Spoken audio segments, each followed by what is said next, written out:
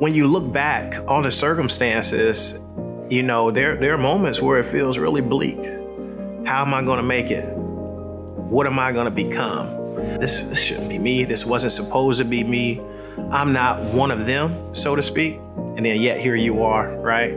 Being a teen father myself, a lot of the focus had always been on teen mothers, single mothers, young mothers, mothers in general, right? But when it came to the fathers, particularly teens, not a lot of resources or narratives about it, you know? So you might have been told, hey, just don't have children or wait till you're married or can support them. But we all know the reality is that's not always the case, you know? So when it came to resources and things of that nature, if there were, it wasn't highly visible, to say the least. It's honestly surprising that there isn't more, like there's youth advocacy, but not like young parent advocacy. There's none of that. This is the only program that I know that advocates for young parents. But I feel like there's less for fathers. It's been very hard for me because I feel like that's the support that I need, because like I kind of got through in a wind whirl and not knowing what to do. I mean, I read all that I could and I did blogs and all that stuff, but this was like a really big central support system for me. Yeah, I was definitely one of the fortunate ones, having a strong support system, family and otherwise. If it hadn't been for them, I'm not sure I'd be having this conversation today, but it would have been nice to have organizations that were built around situations like that as well during those days. So I'm fortunate and glad to be working with an organization like this one where these resources are now made available. And again, because not everybody had the same kind of support system that I had, and you hope that children do, but it's not always the case. I think that the time and consideration that Miss Rosemary and her daughter Yaliyah put into just me and my child's mom and all the issues that we had and all the assistance that we couldn't get is amazing. And I don't think that things would be really good at all without the assistance and care that they've put into us. They really sat down and advised us and counseled us. And then there was stuff that they taught us that you don't typically learn, just things that we should know ahead of time about being a parent or being a stepfather or things of that sort. A wide range of support, particularly being able to come here on a weekly basis, to be around like-minded people going through some of the same situations and being able to talk about some of the struggles that they face and how they're able to work them out. They get financial resources as well, teaching, coaching, and even if they need simple things like a car seat, which can be pretty expensive.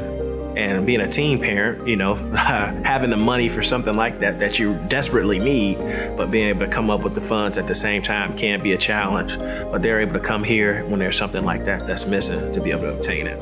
They're working their butts off. We got our house. They're turning this area that we have right now into a shop so they can give things to young parents. I mean, I've in a way aged out, but they still support me and my fatherhood and all that. So they're here to help everybody. For young men, particularly when you're told you're a provider, you need to do this, you need to do that.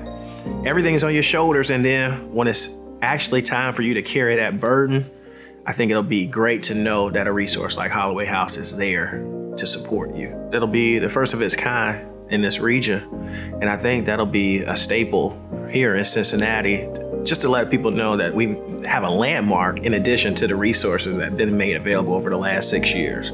So now people can point out and say, hey, that's the Holloway House there. And you know, they know what it means, what it represents. And if they know someone or if they need to help themselves, they can know where to go. But sometimes you're back against a wall and to know a resource is there still gives you hope. So when there's still a little bit of hope, that's encouragement to go forward regardless of what's going on in your life. There are young parents out on the street actually when like their parent finds out that they're pregnant, their parent puts them out, and that puts them in a high risk situation to be like trafficked or hurt, and there's no way for them to get anywhere because they can't get any money to work. So them having bedrooms in the Holloway House is helpful to have the teen parents a safe place to be. It's really hard out here. Like, I mean, I actually was homeless for a month. I had nowhere to be. And I just went to work and took care of my son, and then I slept in my car for a whole month until I was able to get a place. And it was very hard being a parent and trying to find a place to be. So it's pretty tough, but you gotta do what you gotta do for you and yours. You know, I did it. I know I had to get a place so my son can have somewhere to be. The transition between car and house is pretty nice. I'll say it's pretty beautiful. And like now I have like 3 jobs. I'm working 3 jobs. I'm going back to school. I'm getting my CDA. I'm doing all this so my son can have a better future.